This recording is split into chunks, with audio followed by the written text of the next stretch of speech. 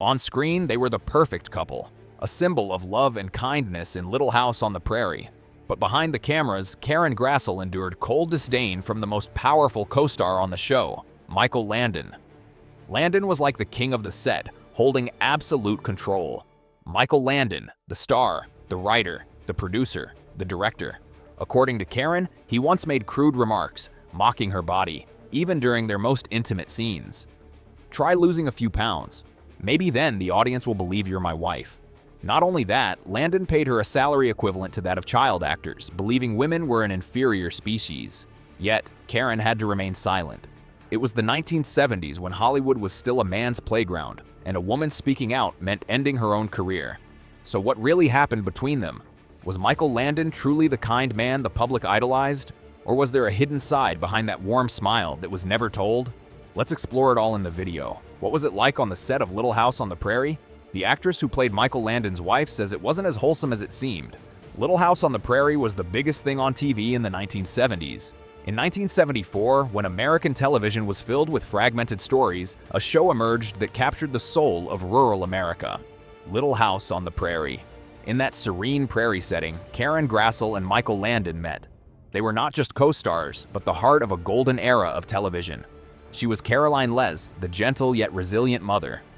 He was Charles Les, the devoted father with calloused hands but a warm heart. These two, though mere characters, convinced millions of viewers that they were a real family. From the early days, Karen and Michael had an extraordinary chemistry. When the cameras rolled, their eyes met naturally as if Caroline and Charles had always lived within them. Scenes of Charles repairing the roof in the rain, Caroline bustling to prepare dinner for the kids, their glances, smiles, and words of encouragement all felt so real that viewers didn't just watch the show, they lived with the Ingalls family. Behind the scenes, Karen and Michael were more than colleagues. They were friends. Amid long shooting days in the scorching California sun, they shared cups of coffee and small stories. Karen once recalled that Michael always brought laughter to the set, cracking jokes to ease everyone's tension. He had a way of making the whole crew burst out laughing, even after we'd just filmed a crying scene, she remembered. The atmosphere around them was always warm, filled with camaraderie and pride in what they were creating. Thanks to that bond, Little House on the Prairie became a phenomenon. Every Sunday night, millions of American families gathered around their TV screens. They wept when Pa Ingalls lost his crop, when Ma worried about a sick child, or when the family sang together by the fireplace. And all those tears bore the mark of Karen and Michael, two people who infused the show with an emotion that couldn't be acted, only lived authentically. Among them, Michael Landon was the soul of the entire production. He not only played Charles Les, but also served as the creator, writer, executive producer, and director. He controlled every aspect from the script's content, location choices, filming techniques, to the spirit of each scene. On the set during the early seasons, Michael Landon was the glue that held everything together. Karen Grassle once believed she was living a dream. The first season was a magical time. The entire crew felt like a big family. Michael Landon, the man with a radiant smile and the kind eyes of the nation's father, was the heart of every scene. He patiently guided her on how to tap into emotions, encouraged her through challenging scenes, and often cracked jokes to dispel tension. Karen once said, Michael could make the whole set laugh with just a raised eyebrow. But when the second season began, that sweet atmosphere gradually dissipated. Karen started noticing small cracks, subtle but evident in Landon's eyes. He smiled less, and the once friendly remarks turned cold and heavy. The warmth vanished, replaced by tense meetings where Landon's voice echoed across the set like a cold blade. Karen realized that behind the friendly facade of this man was a true king, the one who held the power of life and death over the entire production. As the show became a massive hit across America, Karen believed she would also be recognized. She had played a significant role in creating the ideal family image that brought millions of viewers to tears every Sunday night. In the early seasons, Karen was paid significantly less than Landon and some other male co-stars. So when the show achieved resounding success, she believed fairness would finally come. But when she requested a raise, Landon showed no support. He looked at her with eyes as cold as steel and stated clearly, "Your request is not welcome." At that moment, Karen felt distinctly that the small world they had built together had cracked, and she was no longer welcome in that little house. From then on, the atmosphere on set changed noticeably. Landon, with his producer's authority, began cutting her scenes. Episodes once filled with the image of a resilient mother now only featured her for a few fleeting minutes. Karen stayed silent, trying to remain calm, but each day on set became a mental battle. She recounted that many times as she entered the makeup room. She heard Landon and his associates laughing and talking. But when she stepped in, the room fell silent. They turned to another topic as if she had interrupted something. One night, during a scene where Caroline comforted Charles after a failed harvest, Karen poured all her emotions into every line. But Landon interrupted mid-scene, looked straight at her and said, "Put some real emotion into it, Karen. Your crying looks too fake." The entire crew went silent. Karen felt the blood rush to her face. She knew she was being humiliated in front of the cameras by the person she had once respected most. That scene had to be halted, and she cried for real, but not for the role. In subsequent script meetings, Karen was rarely invited to speak. Whenever she offered input, Landon would raise an eyebrow and give a cold smile. "I think Caroline is gentle enough already. Don't turn her into someone demanding." Worse, the belittling didn't stop at the script. Karen recounted being humiliated behind the cameras during script meetings with jokes that crossed boundaries and remarks that made her feel small in the very place where she once showed. At times, while preparing for intimate scenes between the English couple, Landon would make crude remarks laced with vulgarity, then smirk, "You want more than that? This is what more looks like." The crew laughed, but Karen's throat tightened. She didn't know if she was acting in a show or being tested on her dignity. As time went on, Karen saw another side of Landon, the man who always wanted to be the center of attention. He wrote scripts that made Charles Less a perfect heroic figure, while other characters faded into the background. At times, Karen saw him standing alone after a scene, eyes tense, cigarette in hand, muttering something as if commanding the world. She understood the pressure changed him, but that change was too cruel. Even beyond the script, things didn't stop there. Behind the scenes, Landon's sense of humor began to sour. What were once playful guests turned into sharp jabs aimed at Karen's self-esteem. She recounted that he often made crude jokes in front of the crew, especially during scenes where she had to be close to him. On one memorable filming day, as they prepared for a romantic scene between Charles and Caroline, Landon was said to have joked about her body loud enough for the entire room to hear. Laughter erupted everywhere. And Karen, she smiled, she acted, she carried on because in truth, what other choice did she have? Worse things began to happen. Karen said that Landon, though married with children, often openly flirted with women right on set, sometimes even in front of their kids. He joked about their bodies, their voices, their clothes, and because he was the boss, no one dared to resist. Everyone laughed, agreed, and called it funny, while Karen stayed silent, quietly enduring. Complaint. That meant losing her job. Leave. That meant giving up the most famous role of her life. Karen had been seriously trained, had performed Shakespeare, and had stood on Broadway stages. Now, the role of Caroline Ingalls had brought her nationwide recognition, something thousands of actors dreamed of. But along with that spotlight came a terrifying shadow. Michael Landon wasn't just a co-star, he was the most beloved man in America. To go against him was like smashing your own career. So Karen chose silence. She smiled in her interviews, called Landon wonderful, the father of the whole crew. Even though deep down she knew she was betraying her own feelings. She carried that torment for many years, not only because of the hurtful words, not only because of the pay inequality, but because of the forced silence. That feeling of having to pretend nothing was happening even when her heart wanted to scream. Because at that time, speaking out meant destroying her career. Hollywood in the 1970s was no place for women who dared to resist.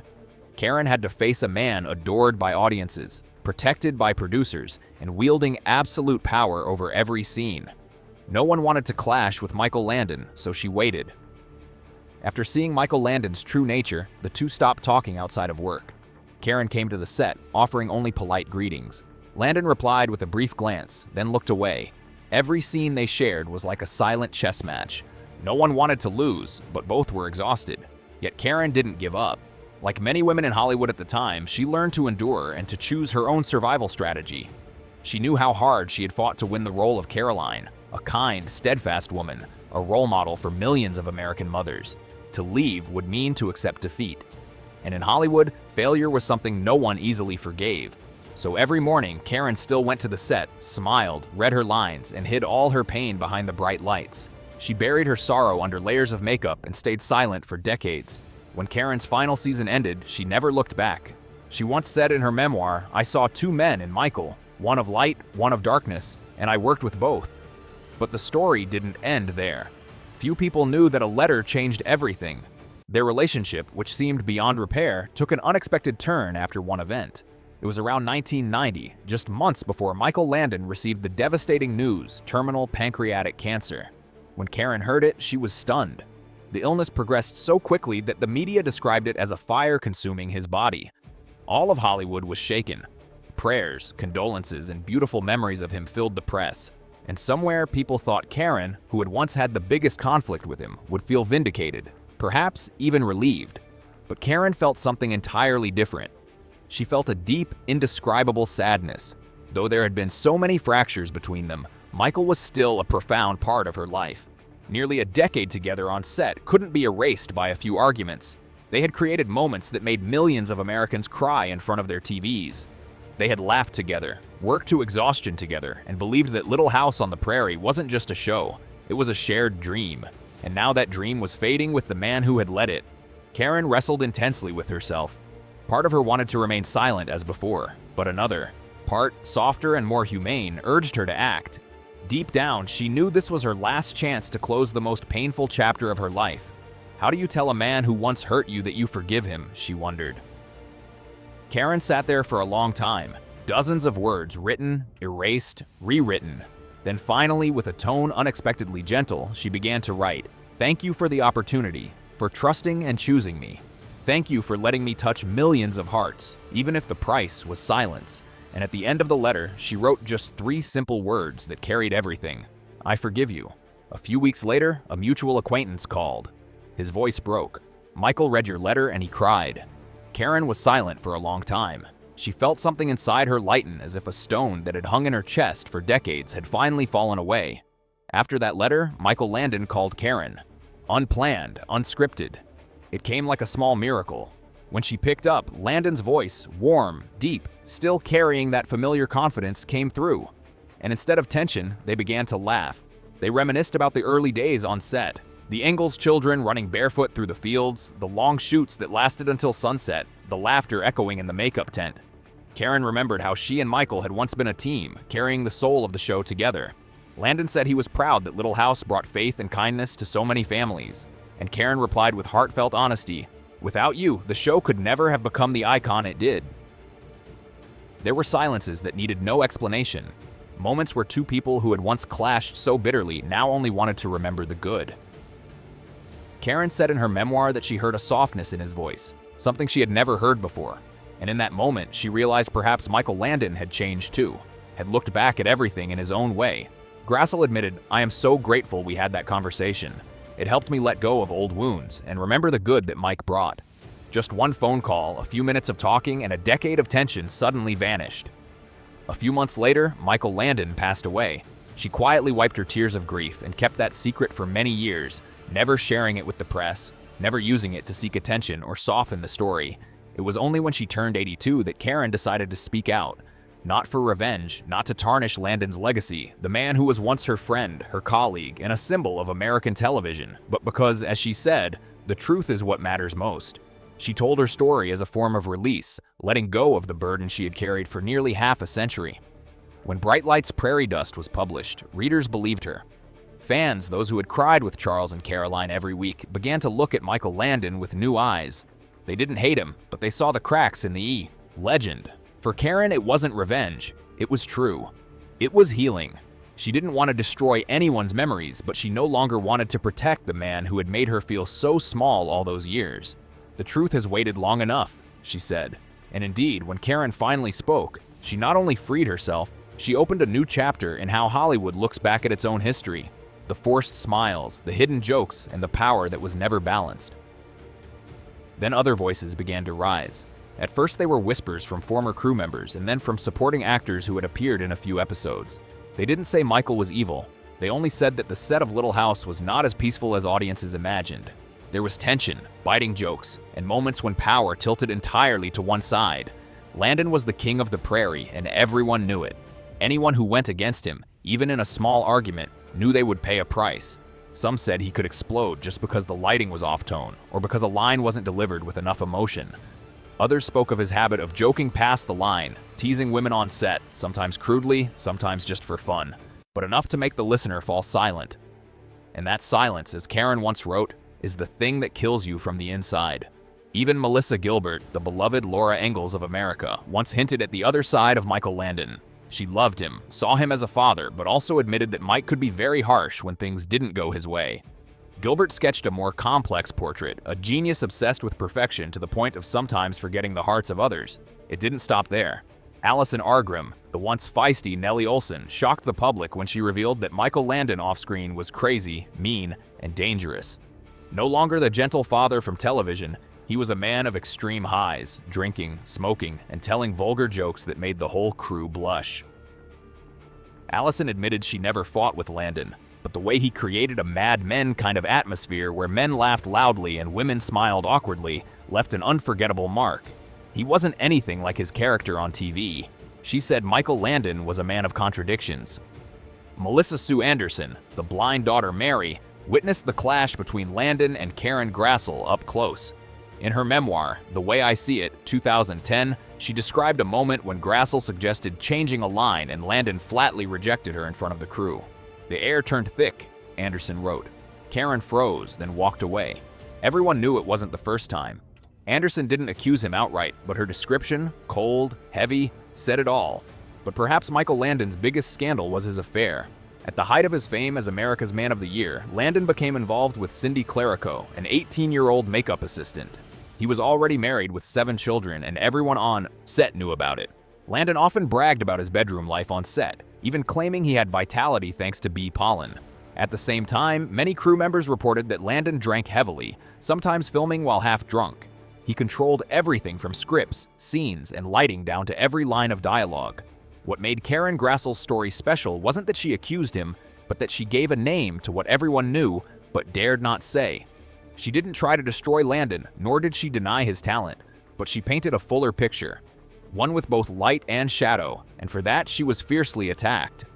Some called her a traitor, an enemy of memory.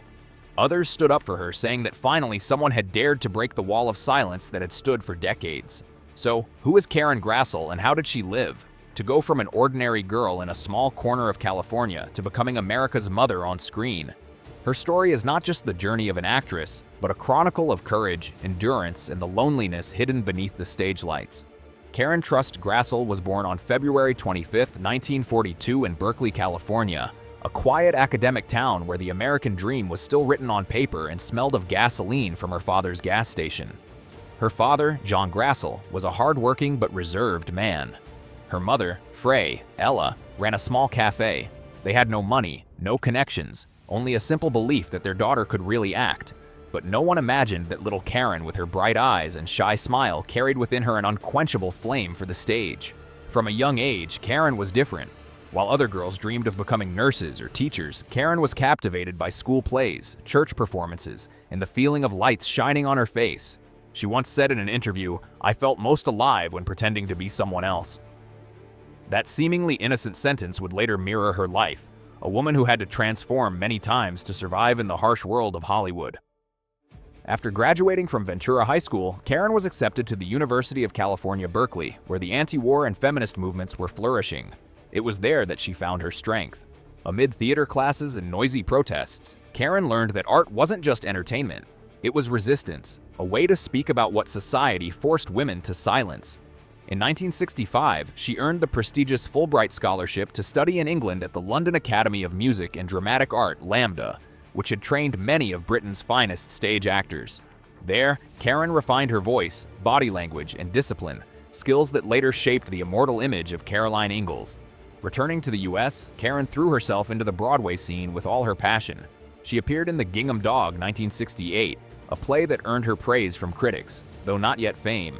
The early years of her career were a struggle, rushing between auditions, performing in small shows, and surviving on temporary contracts.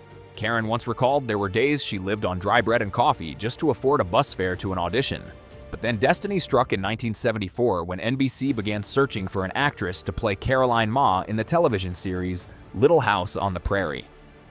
At first, Karen almost missed the audition because she was in New York and couldn't afford a plane ticket. Only after a friend called urging her, "You have to try. That role fits you perfectly." Did she take the risk when she walked into the room? Michael Landon, star of Bonanza and producer of the new project, immediately knew this was the one. She didn't need to perform dramatically. Just a few lines, a glance, and her voice carried a calm, grounded warmth like a lamp in a storm. And thus, Carolyn Les was born, a timeless television icon. For 9 seasons, Karen Grassle embodied the image of the American mother. Gentle yet strong, enduring yet unbroken. Little House on the Prairie was more than a show. It was America's lullaby to itself, a story of love, faith, and the power of family. Yet few knew that while the nation adored Mangles, Karen was quietly battling deep conflicts on set. Conflicts with none other than Michael Landon, her co-star, and the man who had hurt her most. When the series ended in 1983, Karen didn't choose the easy path of fame like so many others. She left Hollywood and returned to the stage where it all began. She wrote plays, joined independent projects, and continued to serve the arts, even away from the spotlight. Later, she appeared in Wyatt Earp 1994 and several television films, but never again reached the glory of the 1970s. Yet for Karen, that didn't matter. She once said, "I don't need to be famous anymore. I just want to tell true stories." And she did. In her memoir, Bright Lights, Prairie Dust, 2021, Karen finally spoke the truth about her years living under Michael Landon's shadow, about pain, silence, and ultimately forgiveness. The book was not just a personal confession, but a declaration that even the gentlest women can possess fierce strength within. Regarding her private life, Karen Grassle went through 3 marriages, several heartbreaks, and deep emotional wounds that she rarely shared. Karen's first marriage took place in 1966 when she married Leon Wholesome, a young and ambitious stage actor. They met while working together in New York's theater scene, amid long rehearsals and modest performances. At that time, both dreamed of fame, of the dazzling lights of Broadway. "We were like 2 peas in a pod," Karen once said. They married, believing that love could conquer everything, but reality soon turned harsh. The two struggled financially, money ran out, and Leon, who had once promised to walk with her to the end, began to drift away. One day, Karen discovered the bank account was empty, and the checks she had sent were gone. She tried to forgive, tried to wait until she realized love cannot save someone who doesn't want to change. In 1970, the marriage collapsed. Karen left, carrying with her her first great disappointment and a painful lesson in independence. After many years focused on her career, Karen tried to believe in happiness again. In 1982, she married James Allen Radford, a quiet, mature, and far calmer man than Leon. They met at a singles party where no one expected that a famous TV actress and a man outside the entertainment industry would find each other amid the crowd. Karen was drawn to Radford's sincerity, while he admired her strong spirit. They quickly married and dreamed of a home filled with children's laughter. But life did not make it that easy. They longed for a biological child, but after years of trying without success, Karen began to realize that her past, and especially her family history, may have left deeper marks than she thought. In an interview, she revealed that her mother had lost 5 children before she was born, and that had left her with a hidden fear of motherhood. "I think a part of me believed I wasn't allowed to have children," she said through tears. That story moved many, for it revealed a silent truth. Sometimes pain is not inherited through blood, but through memory. After many disappointments, Karen and Radford decided to adopt, a turning point that helped her rediscover the joy she thought she had lost. They adopted 2 children, a boy and a girl, Lily and Zachary. Karen described the moment she first held her child as a fateful moment when she understood that motherhood doesn't have to come from biology, but from the heart. "I didn't give birth to them, but they gave birth to a new part of me," she wrote in her memoir, Bright Lights, Prairie Dust. However, even with a small family, happiness remained fragile. Between long shooting schedules, career pressure, and differences in parenting, Karen and Radford gradually grew apart. They divorced in 1987 after 5 years together. Despite separating, the two maintained a respectful relationship, co-parenting their children peacefully. Unwilling to give up, Karen sought love once again. In 1991, she married Dr. Scott T. Sutherland, a physician introduced by friends. It was a more mature, calmer relationship, and it seemed that she had finally found peace. But as before, happiness didn't stay long. After a few years, her third marriage quietly ended in 1997. Now in her 80s, she has chosen a small home near the San Francisco Bay, where the morning light spills across the windows and the afternoons pass in tranquility. Karen lives slowly now, but not alone. Her adopted son, Zach Radford, is now grown and lives nearby. They often see each other going for walks, having lunch, or simply sitting on the porch talking. Small things that have become the simple joys Karen cherishes most. Karen remains remarkably strong. She has undergone shoulder surgery, battled early-stage breast cancer, and won. Every morning she practices yoga, walks, and sometimes hikes along the seaside trails. She says she is no longer afraid of aging because at last I am living true to myself. No longer smiling on cue, no longer hiding the wounds of the past. Her health is steady, her spirit firm. And if there is one thing she is most proud of, it is that she can still tell stories in her own voice. Though she rarely appears on television, Karen keeps in touch with fans through special Little House on the Prairie events. She recently reunited with actor Dean Butler, who played Almanzo Wilder in a warm gathering that moved thousands of fans. Alongside that, she continues to write, to tell stories, and to live through her memories. The life of Karen Grassle is a long film filled with ups and downs. From the young woman stepping onto the Broadway stage with burning dreams to the gentle mother Caroline Less, who touched millions of hearts. But behind the blonde hair and kind smile lies a woman who endured injustice, pain, and silence, especially under the shadow of Michael Landon's power. Yet, she chose forgiveness, not because he deserved it, but because she deserved peace. After hearing this story, do you still see Little House on the Prairie the same way? Do you think Michael Landon was a great hero or simply a complex man, both radiant and dark?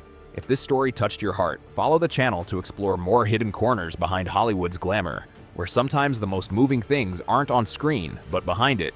Thank you for being here.